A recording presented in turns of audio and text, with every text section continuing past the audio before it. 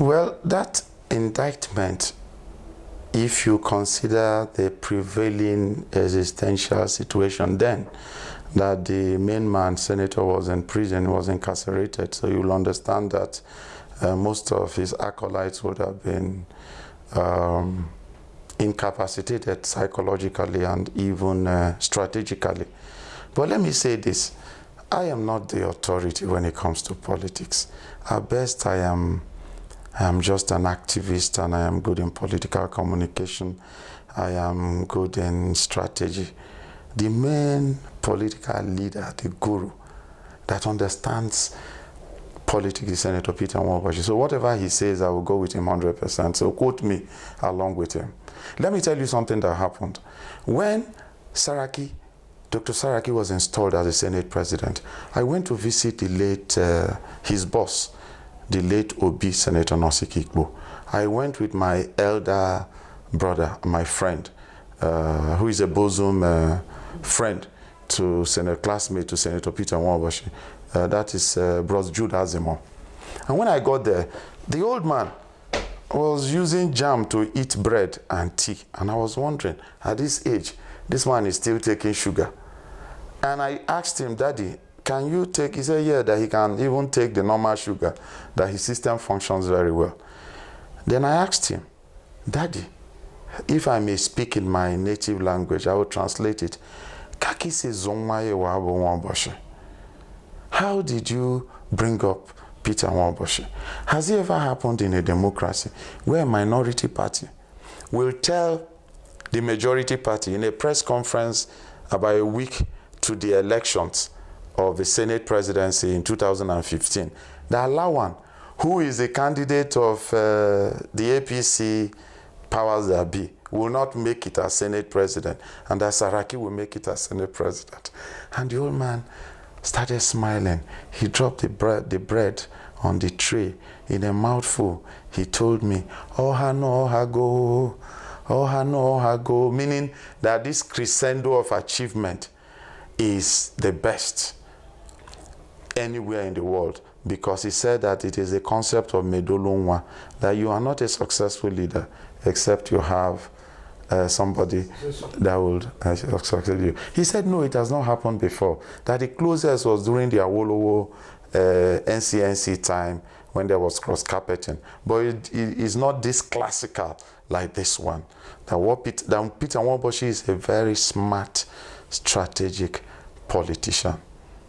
So if you look at the question you asked me, I will tell you that I go in toto with the recent assertions of my boss. He knows what he is saying.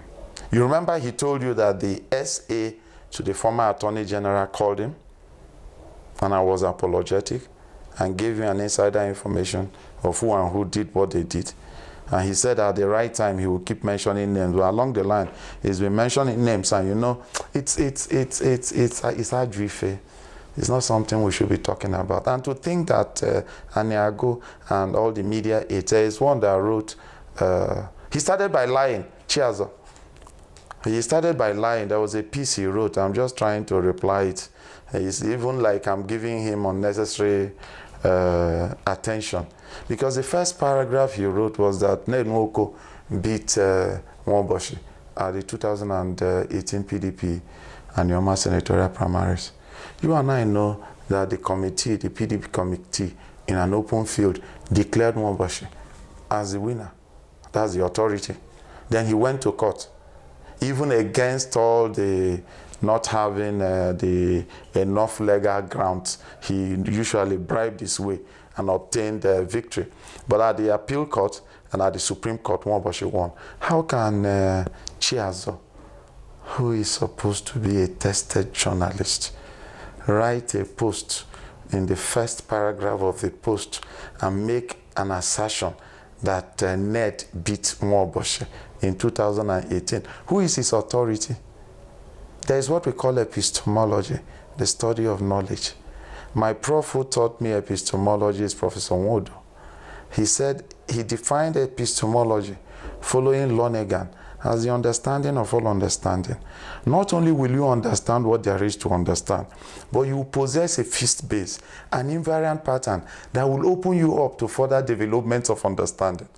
How does him expect other journalists, other Nigerians who know that Nwaoboshi won as the PDP committee agreed in the open and our Supreme Court agreed and INEC was there, ever take him serious? You read the first thesis when my professor Salagua taught me in University of Port Harcourt. He said your opening thesis will tell us what is inside your story. Every other thing he said was lies, lies, lies, lies, lies. He said he was accusing Nwaoboshi of not having a conscience. Somebody who was incarcerated, who was put into prison, and he came out and he's telling the world, the whole world, this is how it happened. He's saying that that man does not have a conscience because somebody kangaroo-wise, a day or some 30 hours before the judgment was delivered, now started telling the whole world, I want Nwaoboshi to be released. Can you imagine these unconscionable characters? We may be Ghanioma. And some of our elders, before they died, like Chief Dunku, all of them were saying the same thing. Noko we maybe Ghanioma. Anyoma de Hoziko Sede. Can you imagine if this kind of action happened before colonial times? When the Guzo men were really Guzo men, the Sufo Gojoni, who would have invaded their land and conquered everywhere. But thank God that modernization came in and we can afford to look at things now as Christians. But I know that, like my boss said, have adopted all he said 100% because he is the authority. Senator Peter Nwaoboshi is the authority when it comes to aggregation of politics. He's the authority. He has proven it to, if you compare his tenure in the Senate with that of Okowa, he's proven it. For every 100 projects, there is one from the other side. So he's the authority. We need to go back to the Chief Asiodu document. In fact, when we were doing the Elueme Congress Constitution Harmonization Committee, I was the secretary. The chairman then was the head of Onweka, Daddy Dan Usifo. It was Daddy Usifo who brought the document of Asiodu. I've seen it before, but he brought the document. And then when he asked me as the secretary for us to sit down and do the terms of reference, I told him, amalgamating two bodies is very easy. Very, very easy. What you do is that you bring the constitution of organization A, you bring that of organization B, you bring the certificate of incorporation, that once we amalgamate these two documents, that the two bodies are one. Then we asked Elueme Congress, can we see your constitution? And they said no. They're in the process of producing their constitution, but that they can review that of Elueme. End of story. We reviewed the Elueme document. I wrote the report. They signed. When I sent the report through the secretary, I remember the day I was going to write that report. I didn't write the report on time. I just did skirmishes. And I told myself, I woke up very early, 6 a.m. I said, Philip, don't fail yourself, or you have a tax. I took a bus, you know, to the regular, I think it was even 300 naira. I didn't even have enough liquid cash that time. I was expecting money in my account, but I managed. I took a bus to his office, the Onweka office. You know, it was only the secretary that was around. We arrived about 8:15. I went into the office and that was where I wrote the report. And when I sent the report to him, wow, he came out from his office blazing.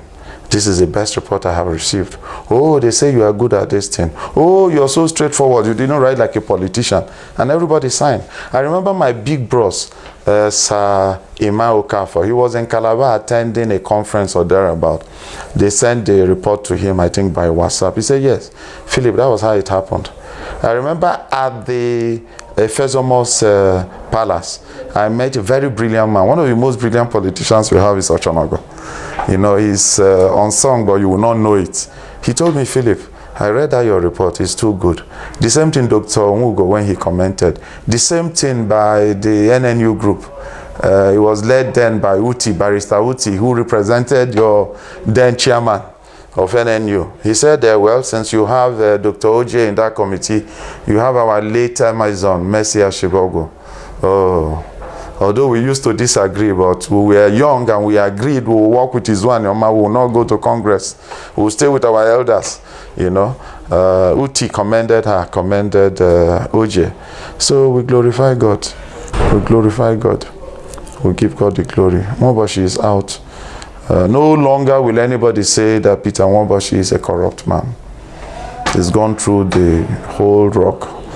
And I doubt if any political leader since flag independence who was indicted at the lower court has gotten this kind of overwhelming accolade, you know, and denunciation of both the appeal court and the EFCC.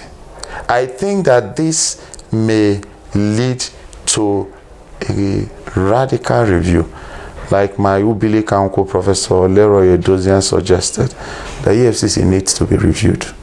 Why do you waste taxpayers' money criminalizing a commercial loan? Why? Why? So we give glory to God. Father be praised. Senator Peter Nwaoboshi is a free man.